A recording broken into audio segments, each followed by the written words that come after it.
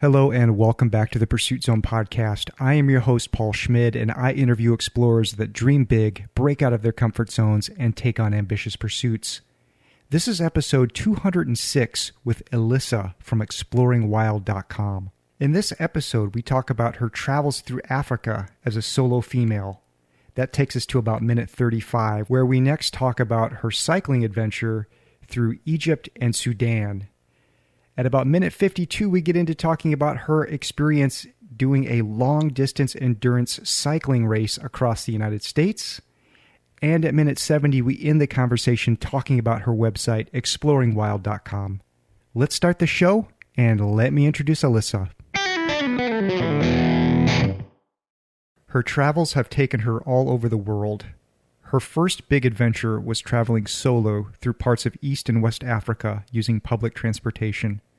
She is also into cycle touring and spent 2.5 months in Southeast Asia, 5 weeks in Patagonia, and most recently was back in Africa cycling from Luxor Egypt to Khartoum Sudan. In 2019, she competed in the first Bike Nonstop US race from Portland, Oregon to Washington, D.C. It was her first experience in an ultra-distance cycling race, and she completed it self-supported on her surly long-haul trucker. Alissa writes about these experiences and more at exploringwild.com.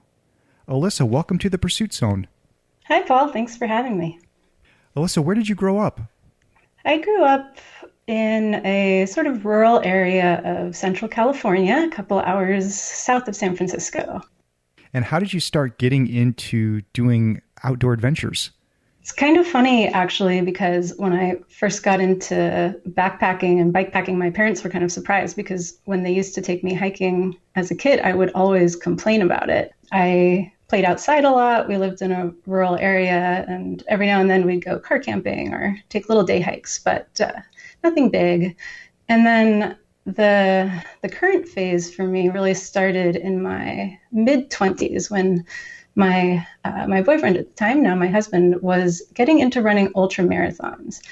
And he would talk about not just the physical challenge, but the mental challenge and how appealing it was to push through that and discover that he could keep running for hours, even though he was really tired. And I could barely run a few miles at the time, but that just really intrigued me. And so I started trail running, and it took a few years to ramp up, actually, and get my body to the place where I could actually appreciate those mental challenges. And along the way, I started also doing more hiking and backpacking as training. And a few years later, I suddenly realized I was into outdoor activities. Kind of just got addicted to that process of pushing my comfort zone and exploring wild places and getting stronger. I'm also into trail running myself. I have a feeling I haven't done as many long distance type races as you have, though. What's the longest you've done for a race? So I've done a fair number of 50-kilometer races, and then 2 50-mile races are the longest. Wow, nice. I've done 150K. That's Nice. plenty. Yeah. I'm curious, what kind of shoes do you wear? Oh, these days, for the last few years, actually, only Ultra Lone Peaks. They're so comfortable, nice and wide. They never give me blisters. Yeah, very popular with the thru hiking crowd. Yeah. What shoes do you wear? I wear Salomon's Wings Pro, I think is what they call them now. They don't make them anymore. Okay. Yeah, that's a bummer when you really get to like one and then they stop making them. All right. So your first big trip to Africa, you decide that you're going to go, you want to take this trip to Africa, but you must have been doing something. You must have been in some sort of a job or something that you decided to quit before you went and did this big trip. What were you doing? At that point, I had worked for almost a decade in software. So I was a software product manager. Had worked in that capacity for several different companies. Actually really liked it a lot. It's a good variety of skill sets that I got to use, and it was a pretty good fit. But I found myself in my early 30s and just kind of feeling like there were other parts of myself that I had never developed. I'd been being very responsible and working ever since college, and certainly a luxury to be able to do this, but I had some money saved up and I just decided that I wanted to go do some other things. Why pick East Africa? Yeah, so I mean, in some sense, it picked me, but I think I guided the process. I had actually been to East Africa once before, briefly, on a shorter trip, and got the sense that I was just experiencing kind of the tip of the iceberg, in terms of all the vast open spaces and natural beauty and really interesting cultural aspects and interactions that I had there. And I guess I like that it's not a really popular place. You know, it's funny, as travelers, we always like to be like the only traveler there. It's a bit selfish, but it seemed like a challenging, interesting place to travel. I have in my notes here that you were in Uganda. Was Uganda the first place that you went to? Mm-hmm. Yeah, that's where I started. And you started doing work for an NGO. What were you doing, and how did you learn about that opportunity? Yeah, I guess that's part of what I mean when I say that East Africa chose me, because I liked the idea of using my professional skills to get involved with a local project as part of my travel, because I felt like that would just be a really interesting experience, and I hoped to do some good. I now understand it's kind of complicated, the whole volunteering abroad thing, and actually it's pretty difficult to be truly helpful when we kind of just drop in for a little while. But I did my best. I do have a lot of experience in web design and website creation. So I worked with a small US-based company called NGO Abroad, I think is the name. And they match volunteers with projects, I think, all around the world, basically. I told her that I was interested in Africa, and then she chose Uganda just based on her contacts there and the types of projects that they were doing and where she thought the best fit would be. So I ended up going to Uganda to build a website for a tiny NGO, like no web presence at all, when I started. And their mission is to promote education and equal rights for women and girls. So it's kind of a tough place to be a woman or a girl, especially in the rural areas. They're not always, definitely not seen as equal to men, and most of them end up stuck raising these gigantic families, and they're taken out of school really young, and it can be really tough. So I went there, stayed in the village for about a week, met a lot of the women, took pictures, and then went back to Kampala with the founder and tried my best to tell their story on the website. And did you go over there with your own computer, or did you use what they were able to provide?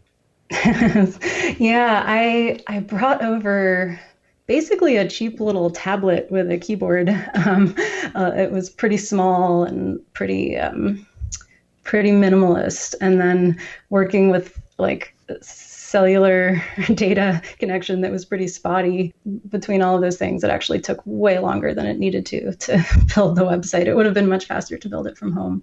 But being there was nice, just to really understand the situation and to have that experience of cultural exchange. Now, did you also get into teaching physics at a school?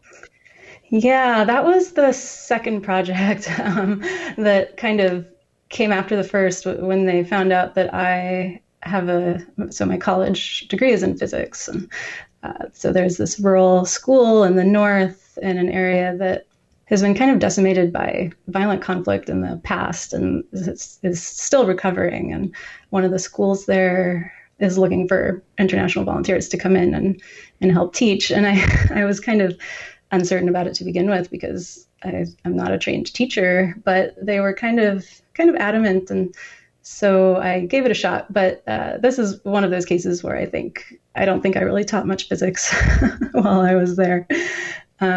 It's actually pretty hard to just drop into a new culture like that and expect to make progress. I mean, even when, for one thing, my accent was almost incomprehensible to them. So Ugandan English has a completely different accent. So even when I spoke as slowly and clearly as possible, they could barely understand me. And then the style of teaching is just so different. So I wanted to teach concepts and give exercises, and I finally figured out this was confusing them because they had a test that they needed to study for to get to the next grade, and they needed to know what to write down in their notebook so they could memorize it for the test. And they were confused by all of my games and exercises and whatnot. So it was an interesting learning experience. I think maybe I learned more than the students did, but I'm glad I went. How long did you do that for? I was at the school for a month. I don't think I got more than a couple weeks of teaching time because there was sort of some ramp up period. So not really very long, definitely not long enough to get good at it.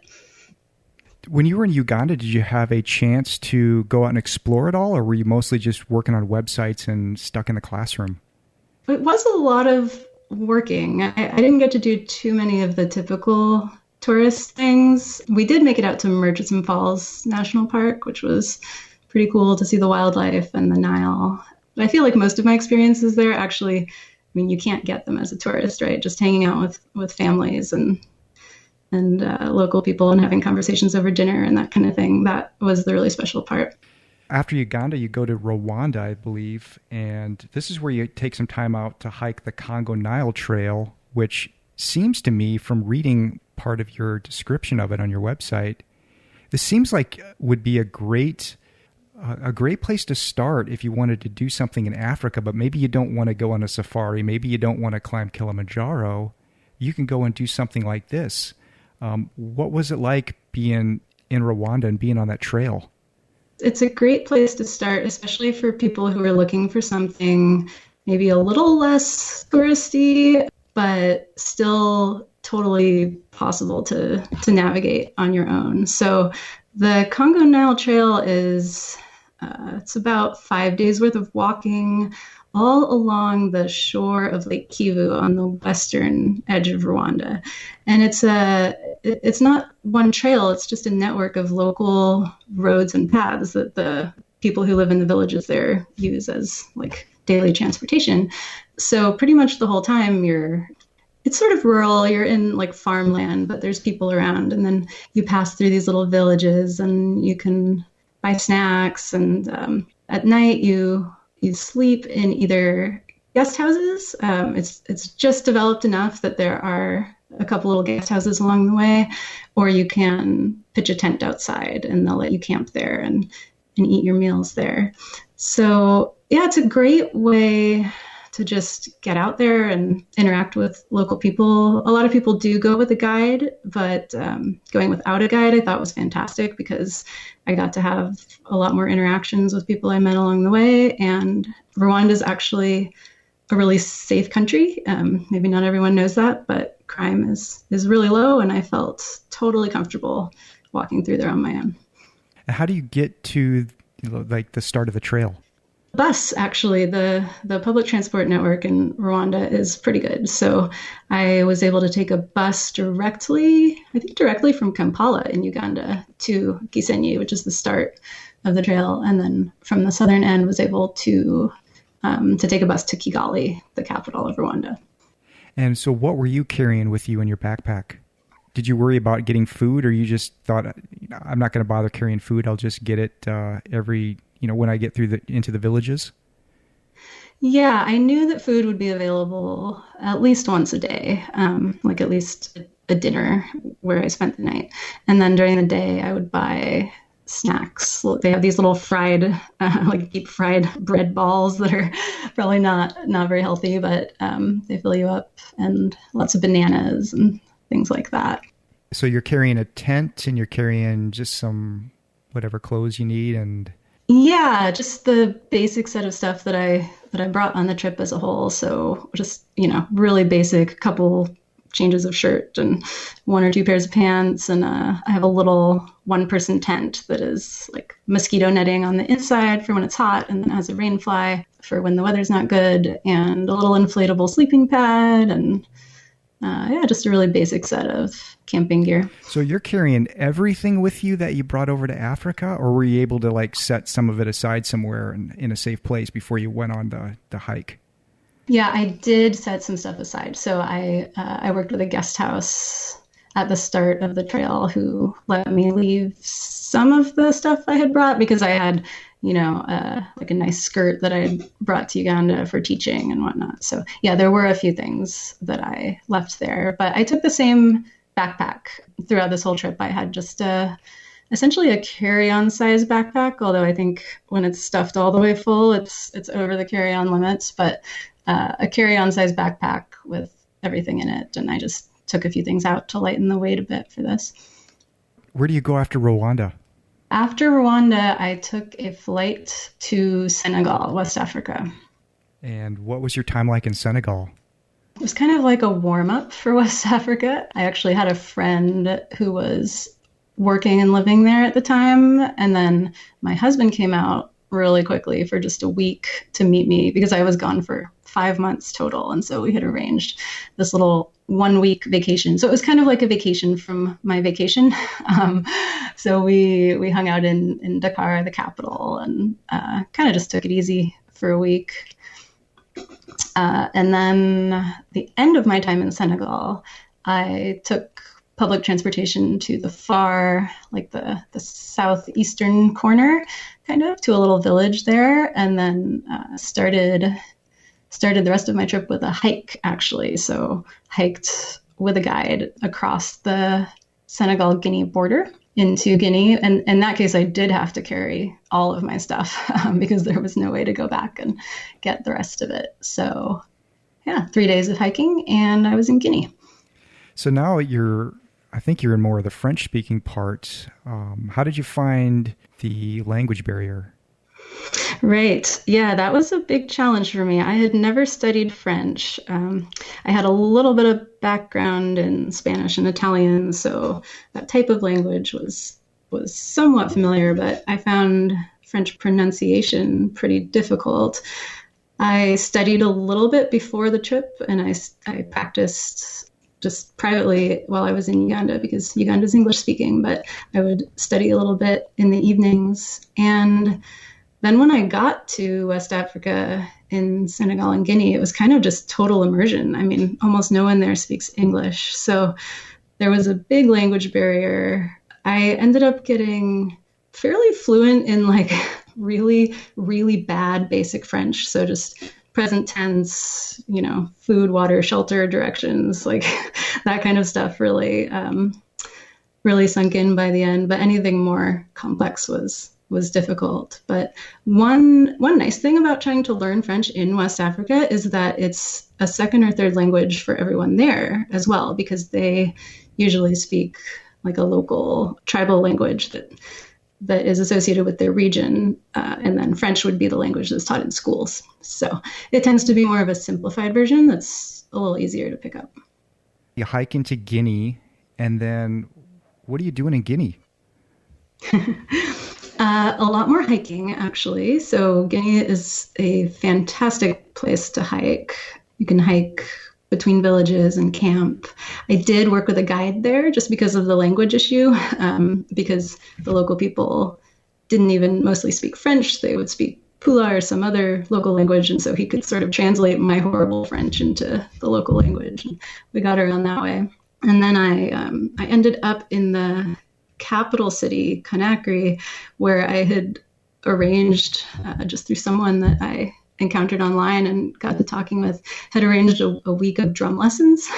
So I've always loved music, and that was kind of just something I thought would be really interesting, is to study the local style of drumming there from a local who, he actually turned out to be like one of the best djembe players in Guinea, I think. It was really a privilege to study with him.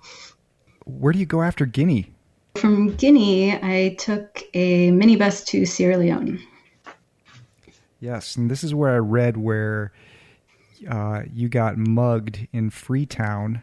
And up until this point, let's stop and let's talk about the safety aspect of it. Because, like, what were because you're traveling as a solo woman, so there's a lot of things that you have to deal with that maybe men wouldn't have to deal with. So you probably, to this point in time, you've probably developed some strategies to like fend off men's, unwanted advances and all of that stuff. Well, I know when I was reading through your blog, you talk about getting like marriage proposals and all kinds of other proposals that we probably don't need to go into here. But how did you, what were your techniques that you used to, stop that, or however you want to say it? Yeah, so I guess that's two separate issues, because I felt like most of that attention was not really a safety risk. So we can come back to safety maybe, but in terms of the unwanted attention, yeah. So traveling as a solo woman, unfortunately, every place seems to have its own particular flavor of this problem, right? And in West Africa, it was quite frequent, but also often felt quite polite compared to maybe, street harassment that I might have experienced in other places. So usually it came in the form of just a very earnest, like totally serious, marriage proposal, or, being asked sort of out on a date effectively, or even asking if,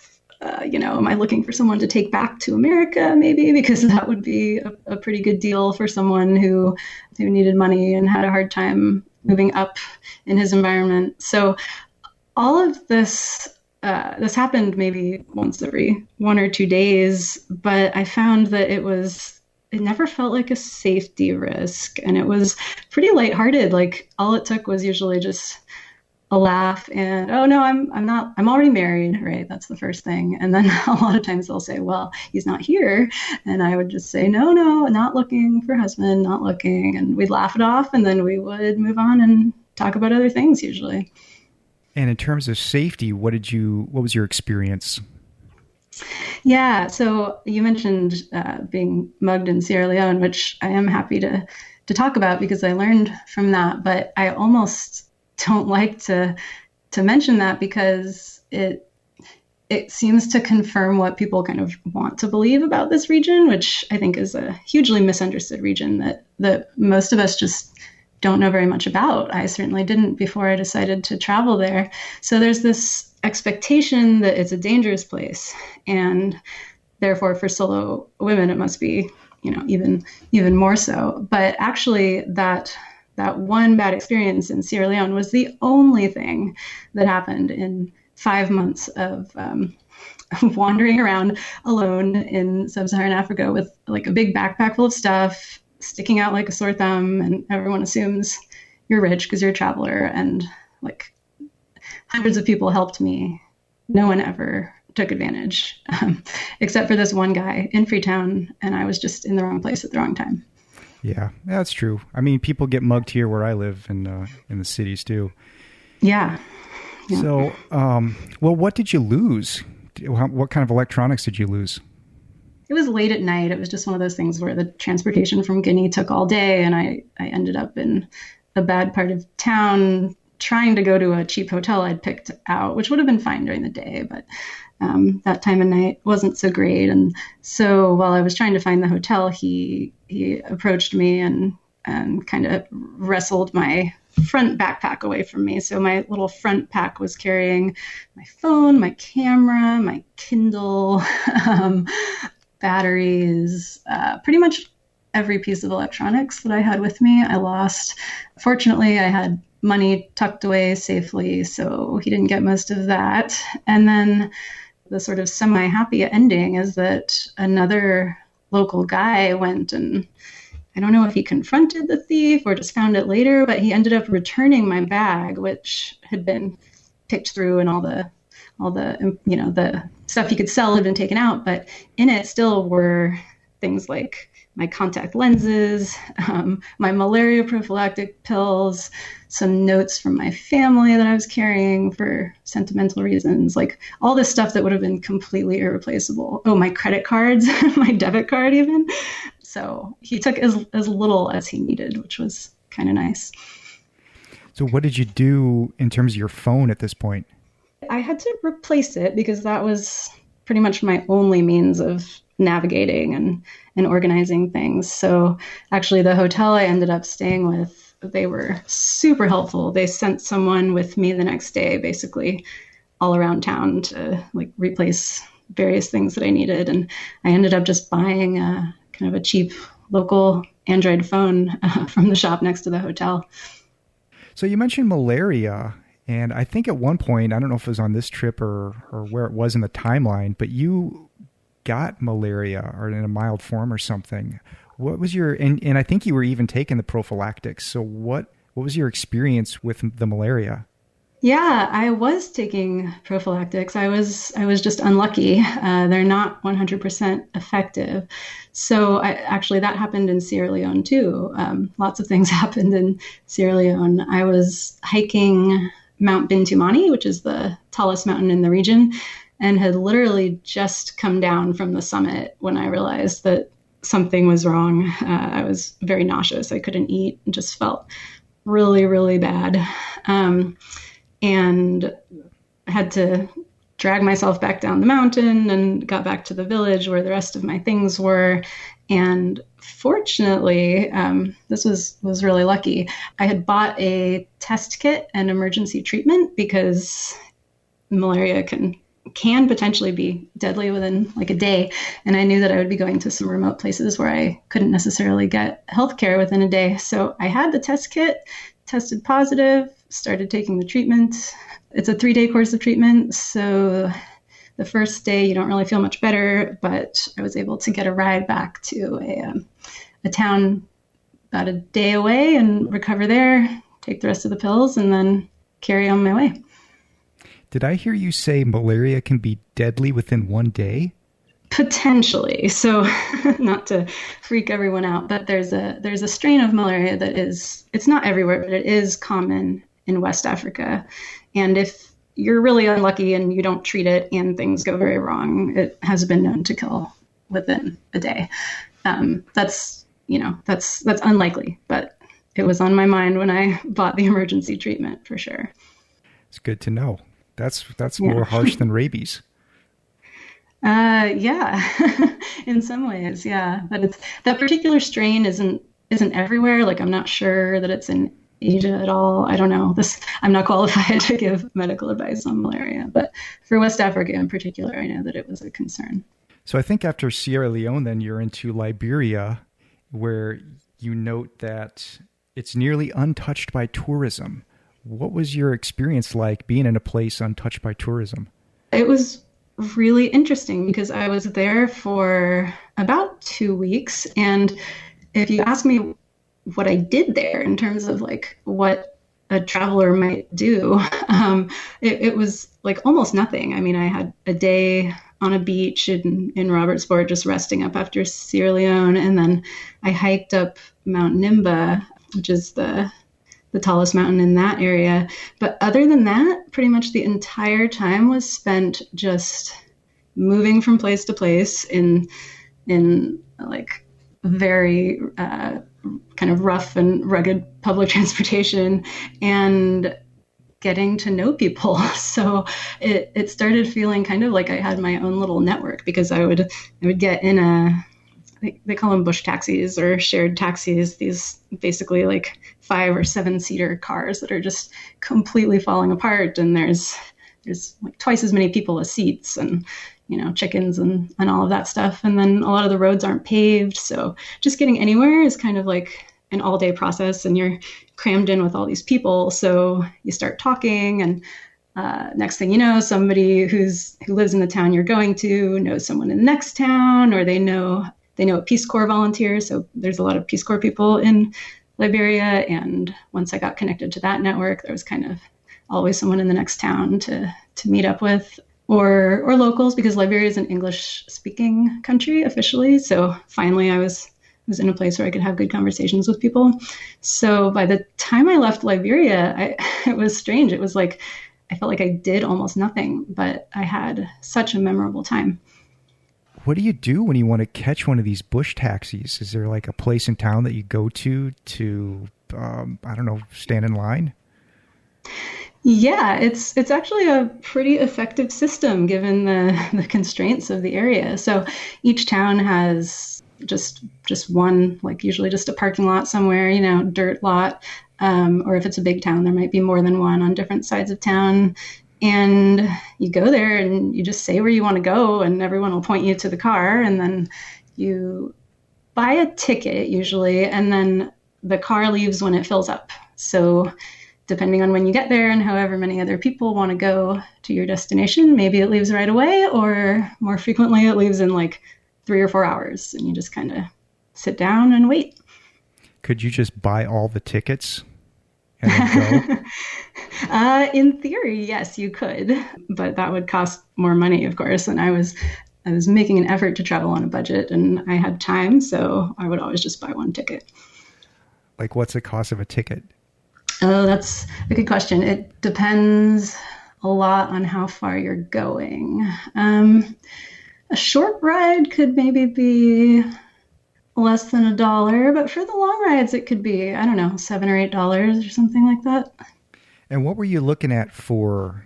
Because I know maybe some people have the impression that Africa should be a low-cost country, but I don't think it always is in places. What were you looking at for like cost of rooms and meals and so on? It is interesting because West Africa is not a very cheap place to travel.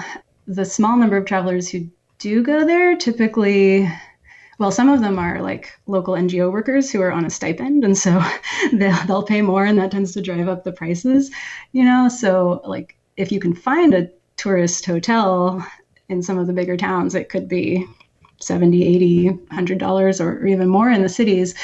So what I did was just look for where the locals stay, basically. So in these small towns, without many tourists, there might just be a couple local guest houses with simple rooms, and you negotiate a little bit. And depending on the country, maybe you pay somewhere between like $8 and $25, maybe, just kind of depending on where you are.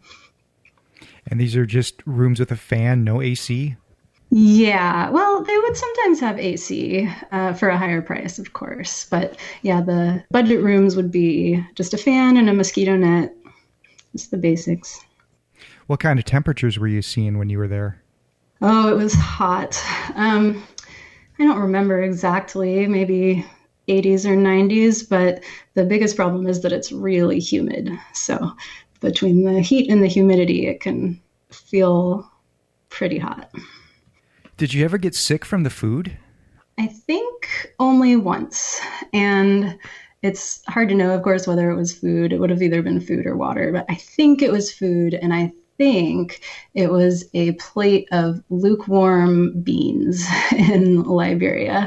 I can kind of trace it because I knew when I was eating it that it was probably trouble, because they cook it and then it gets left out all day. And then if it's not hot, things can grow. So I'm pretty sure that was it. And I'm pretty sure it was Giardia, because eventually I ended up getting some anti-parasite medication from a local pharmacy, and that cleared it up.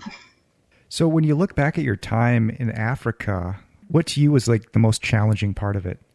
A lot of the logistics were challenging, just in terms of showing up, not speaking the language, not knowing how to get around. But in hindsight, the thing that drained me the most was just always, always, always sticking out. So, it's great because it means people see you and they want to talk to you and they're interested. And that's how I ended up having so many great experiences. But I also realized that when I got home and I could just walk down a street in my town and be surrounded by people of all different skin colors and races and all these things, and just feel anonymous and not seen, that was like this thing I'd been craving for a while. So yeah, just the kind of the mental strain of always getting attention. What was your most favorite part of the journey? In terms of like destination, or no, like in terms of just takeaways? Overall, like what was your favorite part of it? What did you enjoy the most? When you got back home, what did you miss?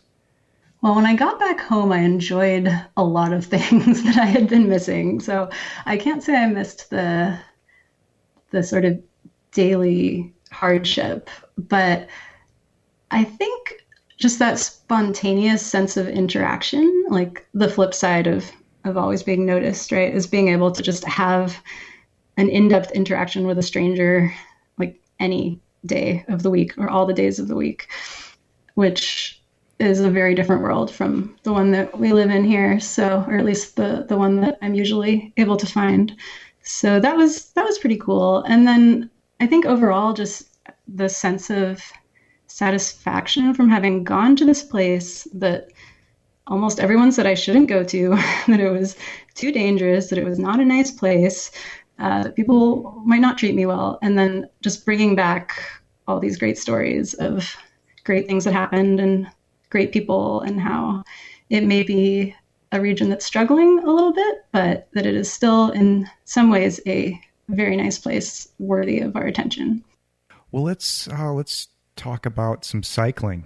I know that the Egypt to Sudan trip happened in 2020. It's out of order, but let's just stay with it because we're still talking about Africa. So you decide to go back and to cycle this route. Are you a route person or a route person? I'm a route person. All right. So you decide to go back and do this, but why did you pick this route? Well, yeah, it was a lot of things coming together. So since coming back from Africa the first time, I had become interested in bicycle travel, and I was aware that there's this famous route called Cairo to Cape Town down the entire eastern coast of Africa.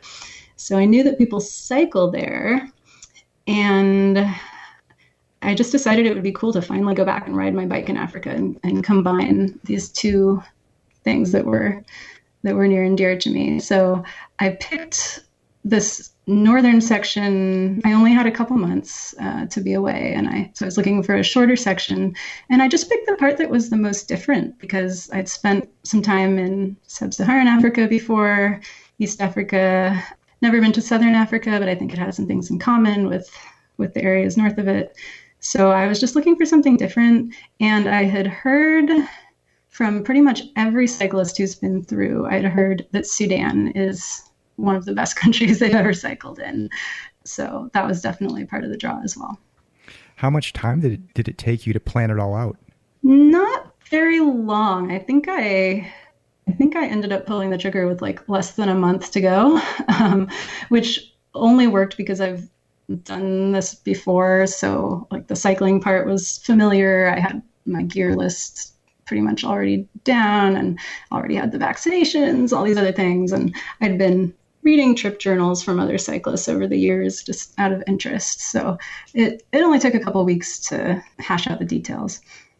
And you took over your long haul trucker. How did you have it outfitted for luggage? So I went with kind of a hybrid. It was a new setup that I hadn't tried before. So I knew, well, I wanted to travel pretty light, but I also knew that there would be some stretches in Sudan, especially with very little water. And I wanted to be able to carry like 10 or 12 liters of water if I had to. So although I've more recently been experimenting with like a bike packing setup, which is where you don't have the rack and panniers, but you have these little bags that strap directly onto the bike. And in some ways they're nice and light and easier to deal with, but then the capacity is just less. So I went with the rack and panniers in the rear. And then I used the frame bag, which is kind of the bike packing style, to hold another 3 liters of water. And then oversized bottle holders on the front forks to hold yet more water. And then like a bike packing style roll bag on the handlebars for my sleeping bag. So you spend your 11 days in Egypt, and how do you get to Luxor? I flew there just straight from home, basically, San Francisco to Istanbul to Cairo to Luxor. I skipped Cairo just because I was short on time, and I'm not usually as much of a fan of big cities, so I wanted to start farther south. No issues with the bike when you got there? The bike box made it? It made it, yeah. That's always a tense moment when you're waiting at the luggage claim. But yeah, it made it, no problems. How did you find when you left was it easy to find a box and pack it all back up again? When I left Sudan at the Yeah, end? yeah. No, not at all. Usually people would say go to a bike shop in the city you're flying out of, but there aren't any bike shops in Khartoum, or if there are, they're not the kind that have boxes. So I went to a furniture store next door to where I was staying, and through like a lot of hand gestures and translation, because I don't speak Arabic at all, finally managed to communicate that I just wanted an empty box. But like this was after they tried to sell me, a dresser and a closet and all these other things. But finally just got an empty box and cut it up into pieces and kind of wrapped it around and used a whole roll of tape to secure it. And that actually worked. You get into Luxor, you put your bike together, and then you set out. Maybe you stay over a night or so to get your bearings. What's it like there in Luxor? So people always think of the pyramids in Egypt, which are near Cairo, but Luxor actually is like the place to be if you want to see the ancient Egyptian sites. So it's funny. On the one hand, it's the site of these like world-class, super touristy ancient temples and tombs, and one of the biggest, the biggest probably tourist destination in Egypt. But then outside of that, it's just another Egyptian town, and it's got small streets and markets just like anywhere else. So I did spend a couple of days there just getting over the jet lag and putting the bike together, and then walking around and seeing a bunch of the different temples and tombs. You're in Egypt, you're a tourist.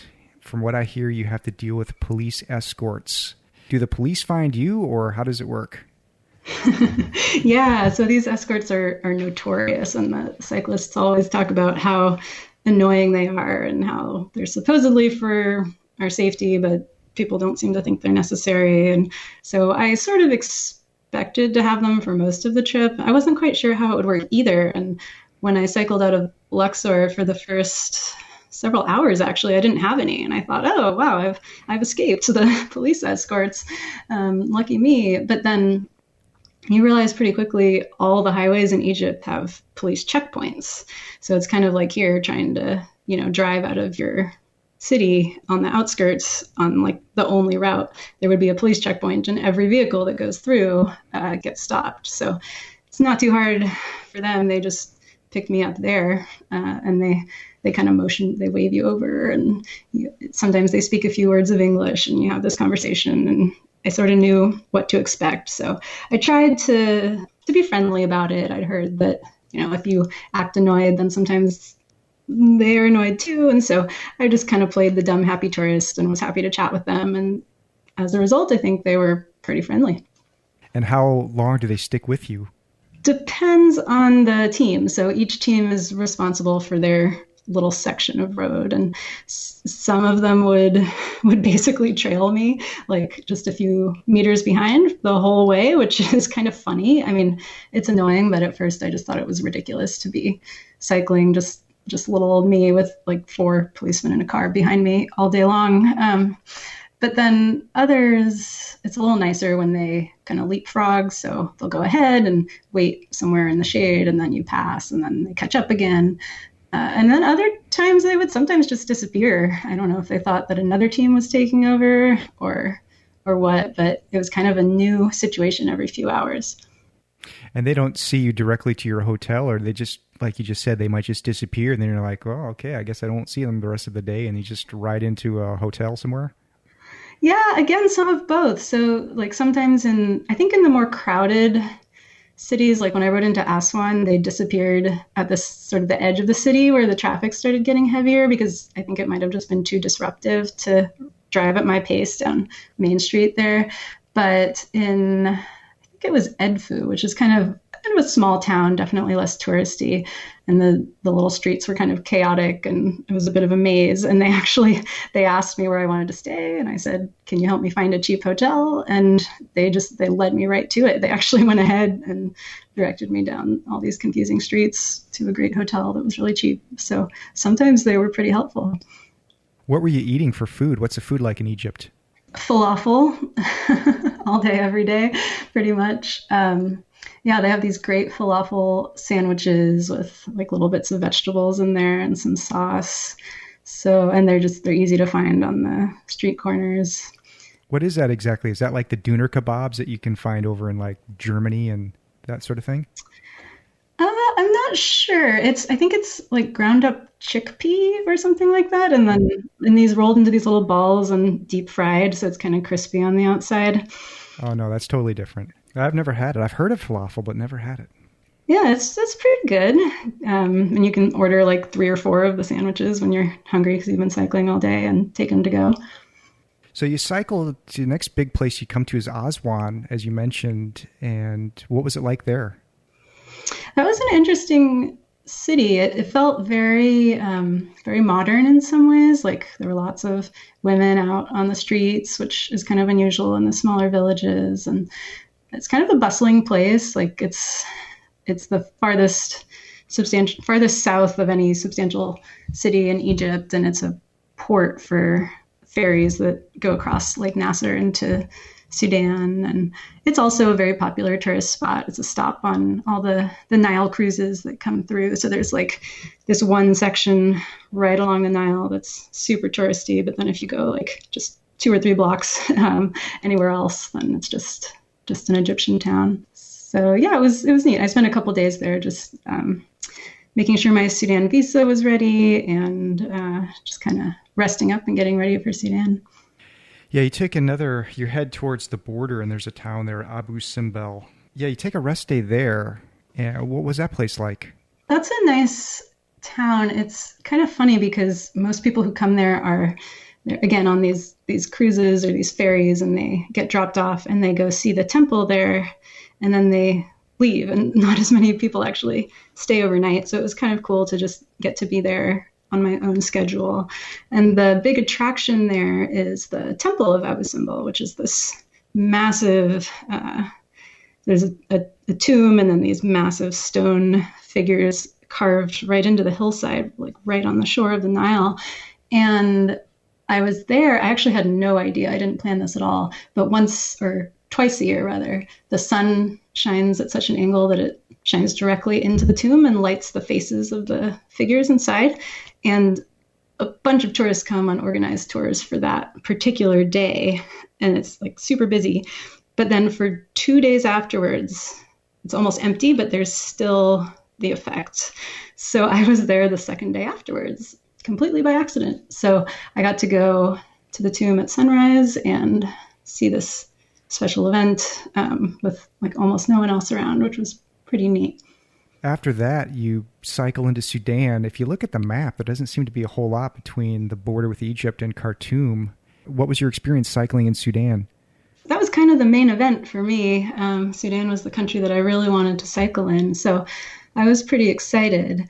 The route that everyone follows, well, you don't have much choice actually, because there's really only one paved road up there and everything else is just sand. So if you follow that route, you essentially follow the Nile down through what used to be the ancient kingdom of Nubia.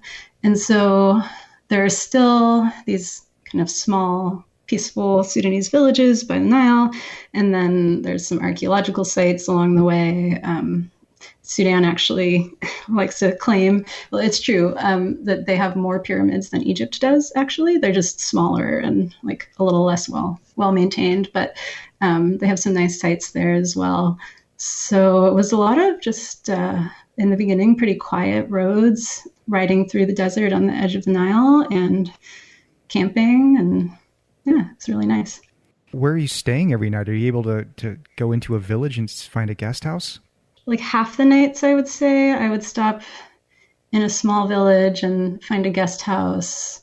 One night I ended up camping at the police station because I went to a village, but they had no guest house, and that's where they led me. And then the other nights, mostly I would camp at these little rest stops on the highway, which they call them cafes or restaurants, but they didn't always even serve food.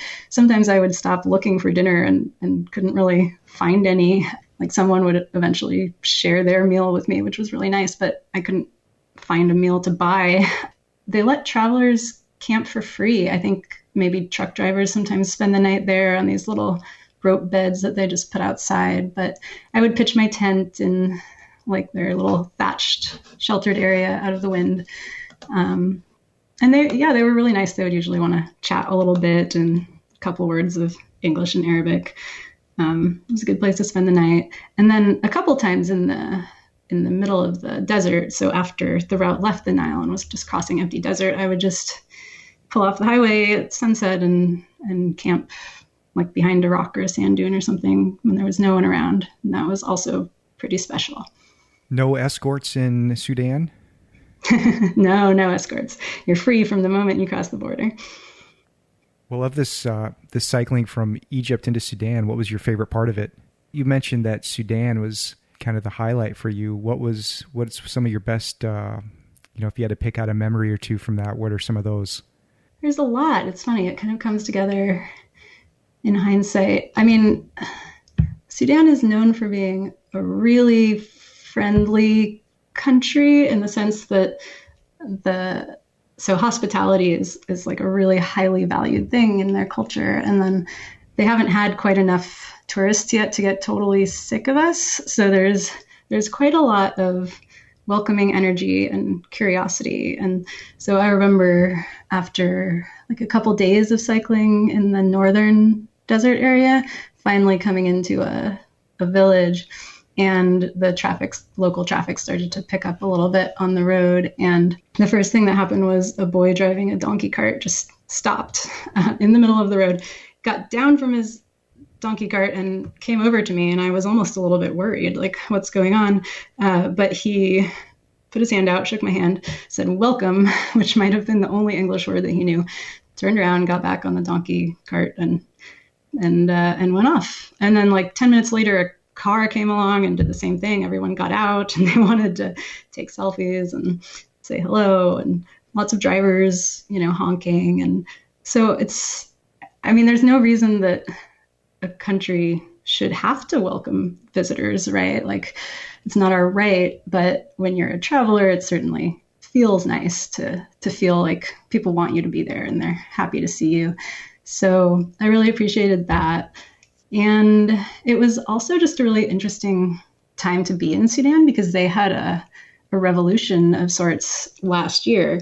And so they're in the middle of this transitional period where they're trying to move to this civilian-led government. And there's a lot of like conservative old laws that are starting to be changed gradually. And people are optimistic, but then the economy also is struggling. Like, I would pass these lines of cars for gas stations that were just literally days long because they have fuel shortages there. And it's just an interesting place to observe and to get to see what might turn out to be, hopefully, kind of a critical period in their history. That's when you're glad you're on a bike, when you see people in cars waiting for gasoline. Yes, exactly. Yeah. Let's, I guess, rewind the clock about 6 months, maybe? Is it summer of 2019? Yeah, only 6 months. Wow. Let's talk about racing across the USA. I went to the website, by the way, of this. What's the name of the race? Bike Nonstop US, and the website's dead. So because they canceled it this year. They had to cancel it. It actually would have started yesterday, I think. And so I think it's a pretty small scale operation. He probably just didn't renew the website. But okay, but there is a Facebook page, by the way, people. If you want to find some info, you can find the Facebook page. It's still active. This was June-July 2019, 3,500 miles, 11 states, mixed terrain, which is cool. Well, why did you want to do this? Yeah, that's a good question. I asked myself that a few times during the race. I think it was a combination of things, like all these other things. So I had done some longer tours in Southeast Asia and Patagonia, and I was starting to feel like I was getting the hang of the whole long distance bike travel thing, and I just found it really satisfying to like cover long distances on a bike. And at the same time, also in the back of my head is this like endurance background from ultra running and lightweight backpacking that's thinking, now that I've sort of gotten competent at this, I wonder how much farther and faster I could go. And so I saw that they were piloting this new route, and it caught my attention because it was supposed to be a relatively low traffic route. There's a sister race that's the original that's on much more high traffic roads, and people have actually, unfortunately, died in accidents with cars in that race. So I was intrigued by the idea that this was mostly low traffic and bike paths. And I think also when I travel on my bike, people ask, "Oh, have you ridden across the U.S.?" And I hadn't actually done much riding in my own country at all. And I really liked the idea of seeing what that experience would be like as a bike traveler in my own home country.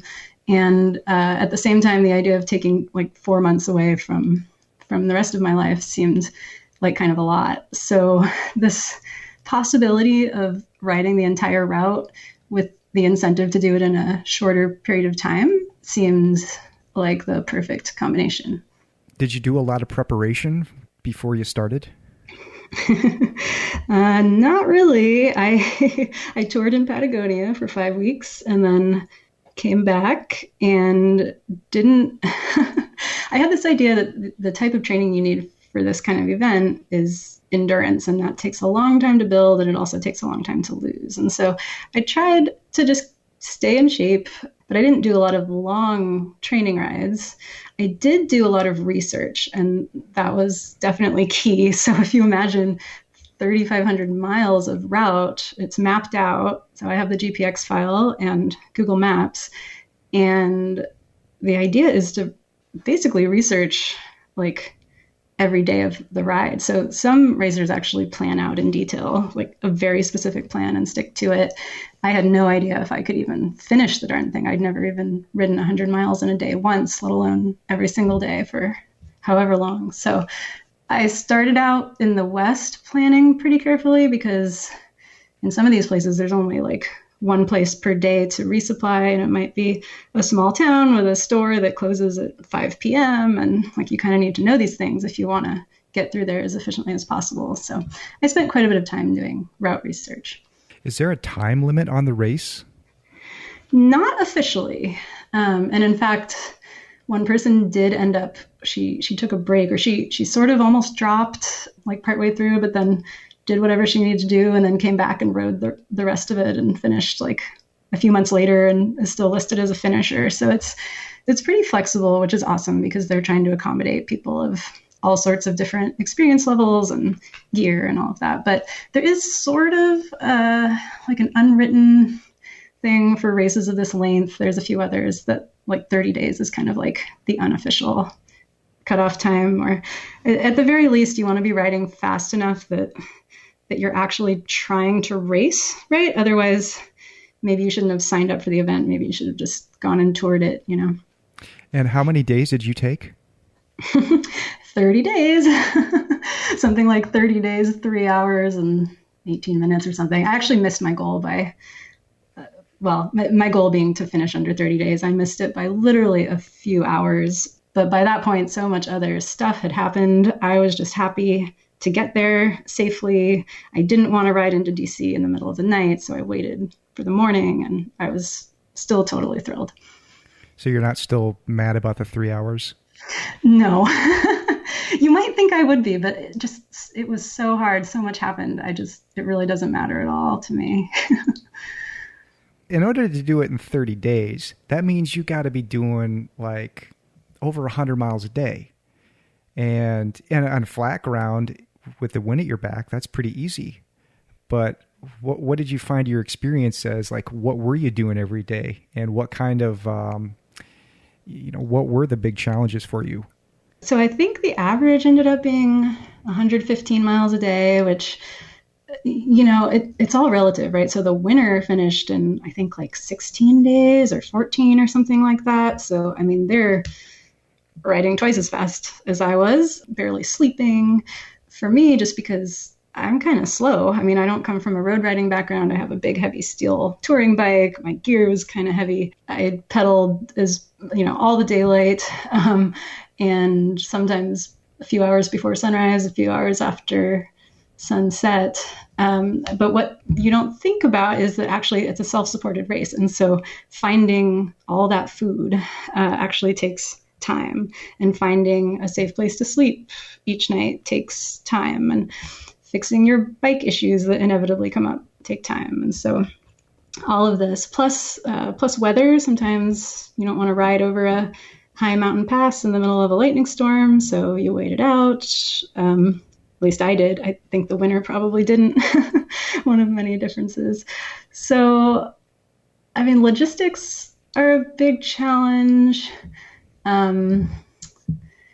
Mentally, I think just having to keep going day after day after day at that pace when there's no end in sight, like dragging myself out of bed after 3 or 4 hours of sleep when I was exhausted and could have slept for 10, stuffing my face with gross junk food as quickly as possible, when like all I really craved was a salad or something healthy, but just having to get the calories in as quickly as possible. All of these were things that might have been okay for a few days at a time, but every day for a month just really added up. Let me go back and ask you, because you mentioned that it was supposed to be mostly lesser amount of cars. Did you find that to be true? That was probably the biggest, one of the big mental challenges of the route. Is it is true that much of it was on lovely low traffic roads, about 1,000 miles of gravel roads and a few hundred of bike paths with no cars at all. But there's 3,500 miles, so that's still a lot of miles of riding open road. And in some places, there just aren't good ways through. So definitely, there were a number of places where I felt unsafe. Most drivers were very polite, I will say. Like many, many hundreds or thousands of people passed me very politely, were very nice. But, all it takes is one to pass too close on purpose or cuss you out or something when you're already so tired. And that can really be a big bummer. And just in general, like feeling like you're just a few feet from potential injury or death all day, every day when you're tired was just really draining. And so I think for that reason, I probably will not do as much road riding in the future. It was a good learning experience in that sense. I think there is a route that you can take across the U.S. I think it's used by like motorcyclists and ATV riders. I don't know. Maybe you've heard of it. I brought it up, but now I don't have enough knowledge to really talk about it. But it's something to look into. Well, I know there's a few bike packers, like mountain bike off-road people who are mapping out routes that go like at least half the way across the country. So I wouldn't be too surprised if you could link that up, but it would be a totally different kind of race for sure. From reading through some of your description of this, that you would plan on staying in a tent, but then you're like, at the end of the day, you're like, the heck with it. I just need a hotel room. That, of course, is going to affect your budget. And what in the end, do you think you spent on this race? Oh, man. Haven't actually. I mean, are we talking like several $1,000s kind of a amount? Well, if you count the plane ticket back from DC, maybe, because that was a big one because I couldn't really book it in advance. But I think, I don't know, 1,000 or 2,000. It's tricky because it's one of those things where it's big enough. If you're gonna do it, you don't want to cut so many corners that it becomes not the experience that you wanted it to be, right? And I actually feel like I already did that. Like I didn't want to buy a bunch of new gear, and I didn't want to commit to hotels every night. So I carried this tent that was a lot heavier than what other people were carrying. And I did camp in the first few states in the West in the national forests quite a bit. And then in the Midwest, you can camp in small towns pretty easily. Like sometimes I'd just pitch a tent behind the church or something like that. But when it got more populated in the larger towns where the highways come through, I just didn't feel safe. And then, I was just so tired. Sometimes like a shower and a soft bed, felt completely worth it in the moment for the $50 or $60 or whatever the cheapest Motel 6 I could find would cost. So my thinking on budget definitely evolved throughout the race. Let's talk about your bike setup quick. I think you put on 1.5-inch tires and I'll let you describe it, what you have for luggage setup. Yeah, so this is one of those things I would probably do differently if I were to do this again. I knew that showing up with a rack and panniers would be pretty ridiculous because most people do these types of races with pretty minimalist bike packing gear, especially those who stay in hotels all the time. Like there's just very little that they need to bring. So I knew I wanted to lose the panniers, but I didn't want to deal with buying a whole new set of bike packing bags. And so I decided to just strap a 30-liter dry sack to the top of my rear rack, which is, I mean, one advantage is it's just smaller, so you can't fit as much in there, which means it tends to end up lighter. And then I guess it's more aerodynamic, which, maybe adds up over that many miles per day. I don't know. It definitely felt easier to ride with for me. And then I did my best. I took off my fenders and put on these little 1.5-inch tires, which I thought were like super narrow and small because I had come from more of like a gravel and touring tire place. So yeah, I was pretty proud of my setup. But then I showed up, and of course, a lot of these folks are on like carbon road bikes with these tiny little bags and these tiny little tires that I've never even ridden with. So, but that's one thing that's cool about it is like everyone still appreciated everyone else's setups, and the other racers were super nice and super supportive and really nice people to be around. So it all worked out, and I made it across the country with my steel long haul trucker. Yeah. And I mean, if you don't mind me saying so, you probably went into this knowing that you weren't going to finish in first place. Yeah. So you really were there for the experience. And I mean, at that point, who really cares, what kind of bike you have? And you don't want to, why spend thousands of dollars on some bike that for one-time use, Yeah, that definitely wasn't going to happen. So yeah, exactly. Just make it work with what you have. And I feel like the community around these types of races really supports that, that you just show up with what you have and you do your best, and everyone is racing against themselves, except maybe the people who win, but the rest of us racing against our own limitations. Well, what was the favorite part of the race for you?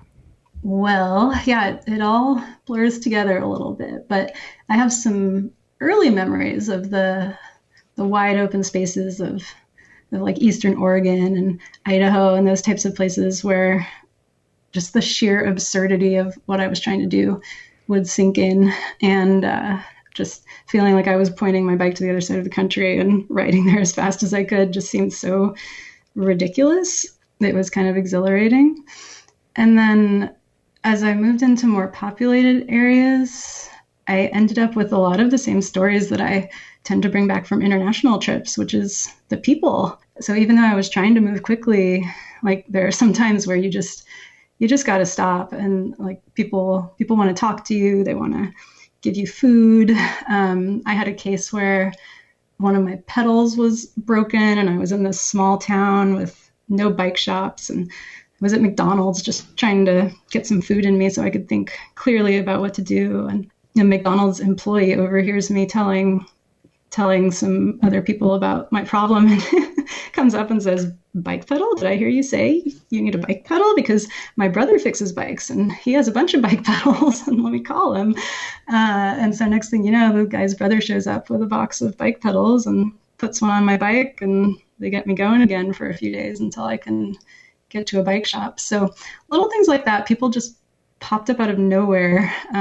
People who were open to talking, people who, would, even though I was from California and they would, in these rural areas, you could kind of tell they expected that maybe we were politically not on the same page or whatever, but like they still wanted to connect, like maybe even more so.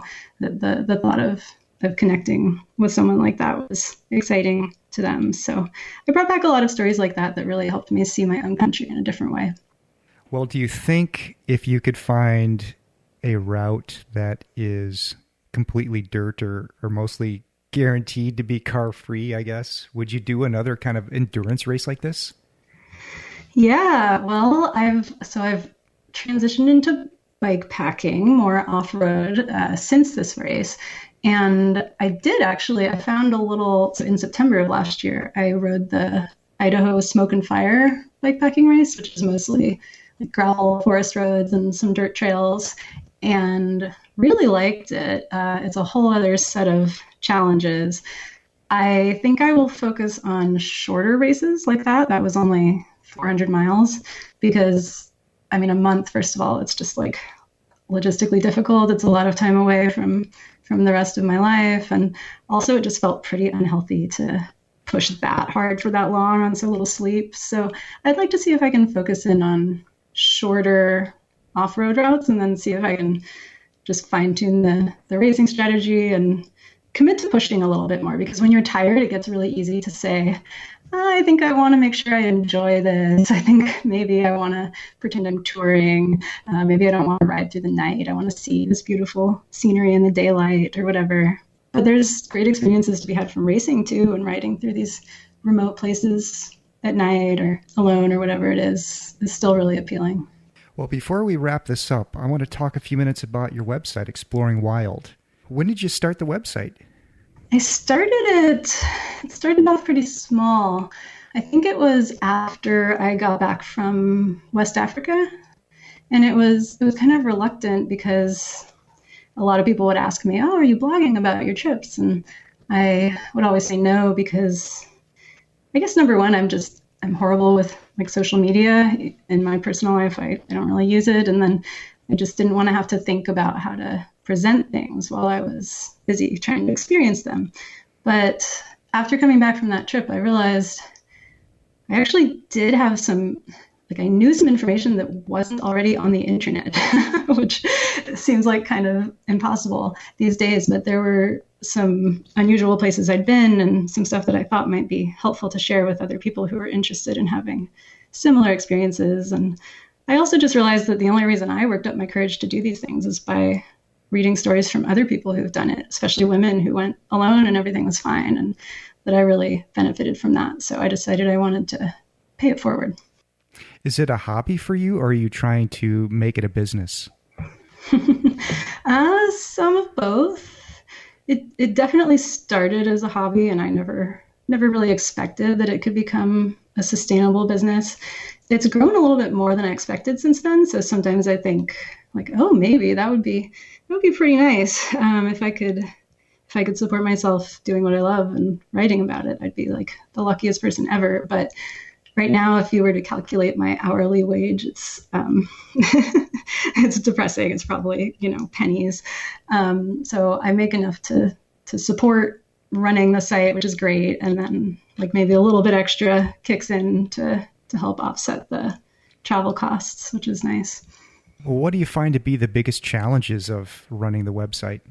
I think, for one thing, it's just there's way more to do than any one person has time for, especially one person who, I do consulting work and other things to help make money. So the skill is actually prioritizing what you're going to work on and how much time you're going to spend. So between writing the content and deciding what to write and researching it and trying to make sure it's actually like a really good resource that's better than what's already out there, figuring out how to actually get it in front of people, because the way the internet works, you can write the best thing in the world, but no one will see it if you don't understand the mechanics of a little bit of search engine optimization. So yeah, just trying to manage time and prioritize, I think, is the toughest thing. What about it is the most fun for you? Definitely when I get these comments or emails from people who are like, I'm planning a trip to West Africa and I'm super interested in this, or I decided to go on a bike trip alone and it was partly because of you that I feel comfortable doing that, or people who ask like really specific questions about my bike setup because they want to also go touring on a budget and they don't have a lot of money to spend on a new setup or whatever. Those types of interactions that's why I started the site. So those are the most rewarding. It's a great site. You've done a nice job with it. Thank you. Yeah, you're welcome. And there's a ton of content in there. When I was researching for this interview, I just kept going deeper and deeper and going, gosh, there's a lot of stuff here. You really go into a lot of detail. Like earlier, we talked about that Congo Nile Trail. I mean, if somebody wants to go do that, Just go to Alyssa's website, and she's got it all laid out there. You'll get the full meal deal. And so, yeah, you did a great job with it. I think it's great. And I wanted to ask you, is it on a WordPress platform? It is, yeah. And is it a theme, or did you somehow like just build the whole thing from scratch? It's a theme, but at this point, it has probably been customized beyond recognition. I started with just a free theme, but I come from an engineering background, and I know how to write CSS and whatnot, so I've just customized the heck out of it. Well, what theme did you start with? Oh gosh, it's called Kale. I think it was meant for like food bloggers, but I mean, it really looks nothing like. I kind of keep feeling like I should change themes. Is it something that you just bought but through like a theme forest or something like that? I didn't even pay for it. It's free. Yeah, it's my one issue is the page speed. Just to get semi-technical, the page speed is not quite where I'd like it to be, and I'm having trouble like rearranging things enough to get that faster. And I think that partly has to do with the theme, but I haven't bit the bullet on transitioning to another one yet. And otherwise, it's been great. So someday that's on the to-do list. Well, Alissa, where will your interest take you next? Well, I have a lot less to say about that than I did a few months ago. Just like everyone else, I'm not really sure what the future holds. I think I was hoping to finally get to do some more traveling with my husband this year and the coming year. We might have to revisit that if international travel is not a possibility at the moment, but I'm still holding out hope for maybe some more wilderness type adventures closer to home. So like a long through hike or a remote bike packing route, something where I can be mostly off by myself, but still get some of that adventure. Yeah, John Muir Trail. It's right in your backyard. Yeah, I've actually done that. That was one of the first backpacking trips I ever did, and it's amazing. I'm not sure I would do it again, but there's you might be familiar with the Sierra High Route, like a mostly off-trail route that kind of parallels the JMT. It looks kind of like a more advanced version. It's kind of interesting. Is that a permitted thing? I think you need a permit. You do need a permit to enter, but it's a different start point, so I don't think it's as hard to get as the JMT, but I haven't fully done the research yet. I don't want to get my hopes up if it's not going to work out, but it's on the list of things I'm thinking about. How can people find you online if they want to learn more? Best way is just to go to my website, exploringwild.com. I have some social media accounts, but I have just not really made my peace with social media yet, so it's best to just go there, and there's a contact form, and you can send me an email. Well, Alissa from exploringwild.com, thanks so much for coming on the show and sharing your stories about Africa and about the race across the USA. It's been great. Thank you very much. Yeah, thanks so much. It was good to talk with you. Thanks again for listening. This episode was recorded on May 27th, 2020. You can send me feedback via my email address, that's paul@thepursuitzone.com, or if you want to leave me a voice message, you can do so by going to speakpipe.com/thepursuitzone. As always, the best way to support the podcast is to subscribe and be sure to share it with your friends. For the subscription links, show notes, and more, visit thepursuitzone.com.